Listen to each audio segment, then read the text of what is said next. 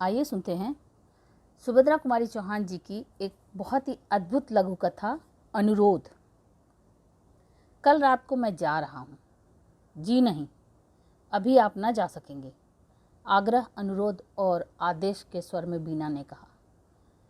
निरंजन के ओंठों पर हल्की मुस्कुराहट खेल गई।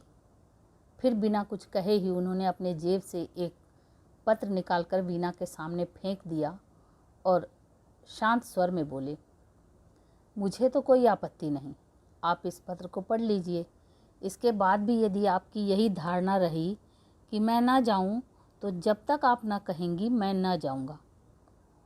वीना ने सर हिलाते हुए कहा, जी नहीं, रहने दीजिए, मैं कोई पत्र वत्र न पढ़ूंगी और ना आपको जाने ही दूंगी। हल्की मुस्कुराहट के साथ निरंजन ने पत्र उठा लिया और बोले, आप न पढ़ना चाहें तो भले ही न पढ़ें, पर उनकी बात को काटते हुए वीना ने कहा, अच्छा लाइए, ज़रा देखूँ तो सही किसका पत्र है। पत्र लेखक मेरा कोई दुश्मन ही होगा जो इस प्रकार अनायास ही आपको मुझसे दूर खींच ले जाना चाहता है। निरंजन हंस पड़े और हंसते हंसते बोले, पत्र पढ़ लेने के बाद पत्र लेखक को शायद आप अपना दुश्मन समझकर मित्र ही समझें। वीना ने विरक्ति के भाव से कहा, जी नहीं, यह हो ही नहीं सकता। जो आपको मुझसे दूर खींच ले जाना चाहे वह कोई भी हो, मैं तो उसे अपना दुश्मन ही कहूँगी। निरंजन ने कहा, सच? पर आप ऐसा क्यों सोचती हैं? वीना ने निरंजन की बात नहीं सुनी। वह तो पत्र पढ़ रही थी जिसमें लिखा था, मेरे प्राण, 1 महीना पहले तुम्हारा पत्र आया था। तुमने लिखा था कि यहाँ का काम 1-2 दिन में निपटाकर रविवार तक घर अवश्य आ जाऊँगा। इसके बाद सोचो तो कितने रविवार निकल गए। रोज़ तुम्हारा रास्ता देखती हूँ। उधर से आने वाली हर एक ट्रेन के समय उत्सुकता से कान दरवाजे पर ही लगे रहते हैं। ऐसा मालूम होता है कि अब तांगा आया, अब दरवाजे पर रुका, और अब तुम मेरे प्राण आकर मुझे क्या कहूँ। मैं जानती हूँ कि तुम अपना समय कहीं व्यर्थ ही नष्ट न करते होगे, किंतु फिर भी जी नहीं मानता। यदि पंख होते तो उड़कर तुम्हारे पास पहुँच जाती। तुम कब तक आओगे? जीती हुई भी मरी से गई बीती हूँ। जब 2 पक्षियों को भी एक साथ देखती हूँ तो हृदय में हूक सी उठती है। क्या यह लिख सकोगे कि कब तक मुझे प्रतीक्षा करनी पड़ेगी? वैसे तुम्हारी इच्छा, जब आना चाहो, पर मेरा तो जी यही कहता है कि पत्र के उत्तर में स्वयं ही चले आओ। तुम्हारी। पत्र पढ़ते पढ़ते कई बार वीना के चेहरे पर विषाद की एक झलक आई और चली गई। पढ़ने के पश्चात पत्र को उसने चुपचाप निरंजन की ओर बढ़ा दिया। निरंजन ने पत्र लेकर जेब में रख लिया। कुछ क्षण तक दोनों चुपचाप बैठे रहे। फिर वही रोज का कार्यक्रम, उमर खयाम की रुबाइयों का अनुवाद आरंभ हो गया। निरंजन शांत और अविचल थे, किंतु वीना स्वस्थ न थी। आज वह रुबाइयों को न तो ठीक तरह से पढ़ ही सकती थी और न उनका अनुवाद ही कर सकती थी। निरंजन से वीना की मानसिक अवस्था छिपी न रह सकी। उन्होंने कहा, आज आप अनुवाद का काम रहने ही दें, कल हो जाएगा। चलिए थोड़ी देर ग्रामोफोन सुने।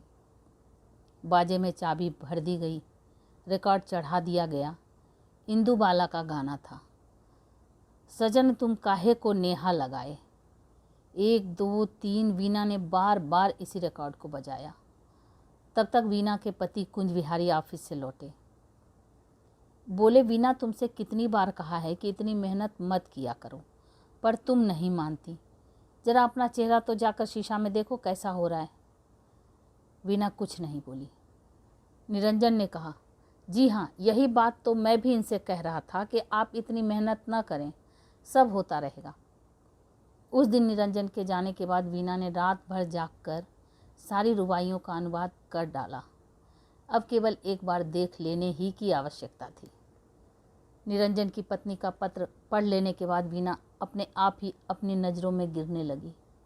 उसे ऐसा मालूम होता था कि निरंजन के प्रति उसका प्रेम स्वार्थ से परिपूर्ण है, क्योंकि उसे उनका साथ अच्छा लगता है और इसलिए वह उन्हें अपने दुराग्रह से रोके जा रही है। निरंजन को पत्नी की नम्रता एवं उसके शील और विश्वास के सामने वीणा अपनी दृष्टि में स्वयं ही बहुत हीन जंचने लगी। निरंजन बहुत नम्र प्रकृति के पुरुष थे और विशेषकर स्त्रियों के साथ वे और भी नम्रता से पेश आते। यही कारण था कि वे वीणा का आग्रह न टाल सके। कई बार जाने का निश्चय करके भी वे न जा सके, किंतु आज वीणा ने सोचा, अब मैं उन्हें कदापि न रोकूंगी, जाने ही दूंगी। मैं जानती हूँ कि उनका जाना मुझे बहुत अखड़ेगा, परंतु यह कहाँ का न्याय है कि मैं अपने स्वार्थ के लिए एक पति पत्नी को अलग अलग रहने के लिए बाध्य करूं? न, अब यह न होगा। जो बीतेगी वह सहूंगी, पर उन्हें अब न रोकूंगी। दूसरे दिन समय पर ही निरंजन आए। वीणा उन्हें ड्राइंग रूम में ही मिली। उन्हें देखते ही उठकर हंसती हुई बोली। यद्यपि उसकी हंसी होठों तक ही थी, उसकी अंतरात्मा रो रही थी। उसे ऐसा जान पड़ता था कि निरंजन के जाते ही उसे उन्माद हो जाएगा। उसने कहा, कहिए निरंजन जी, आपने जाने की तैयारी कर ली? निरंजन ने नम्रता से कहा, जी नहीं, मैं आज कहाँ जा रहा हूँ। मैं तो जब तक आपकी रुबाइयों का अनुवाद ना हो जाएगा तब तक यहीं रहूँगा। वीणा बोली, मेरी तो सब रुबाइयों का अनुवाद हो गया, आप देख लीजिए। आश्चर्य से निरंजन ने पूछा, सच? मालूम होता है आपने रात को बहुत मेहनत की है।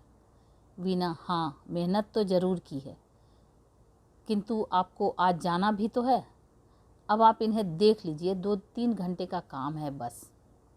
निरंजन मुस्कुराते हुए बोले, क्यों, आप मुझसे नाराज़ हो गई क्या?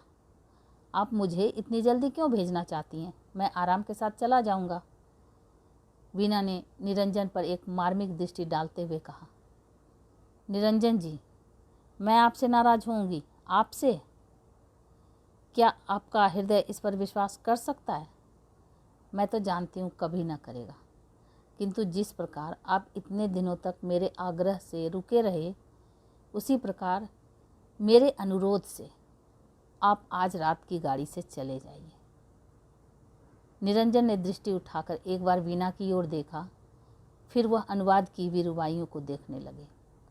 तो ये आप सुन रहे थे सुभद्रा कुमारी चौहान जी की कहानी अनुरोध। ऐसी अद्भुत कहानियों को सुनने के लिए मेरे चैनल को सब्सक्राइब करें, लाइक करें और शेयर करें। Thank you.